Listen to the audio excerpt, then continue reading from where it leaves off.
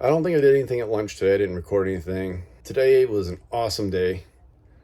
Well, what did we do? Okay, here's the deal. I'm stopping the video right here. Today was a good day. There was a taco truck. Weather's beautiful. Supposed to get cold later this week, like low 20s. So gotta make sure my propane's filled up. There, you got the whole video. I owe you guys a little bit more than I've been giving you, and I'm going to do it. So tomorrow you're gonna get a better video. It is going to be all about the homework I have. I'm gonna come home at lunch. I'm gonna film some crap. We're gonna get a decent video out. None of this quick update crap. It's lazy. I don't want to do it.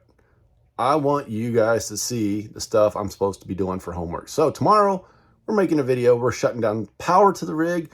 We're testing all the wall outlets. We're going to test the circuits. We're going to tighten up the neutrals and all the other homework that we were given. So I'm going to try to make better videos than I've been giving you.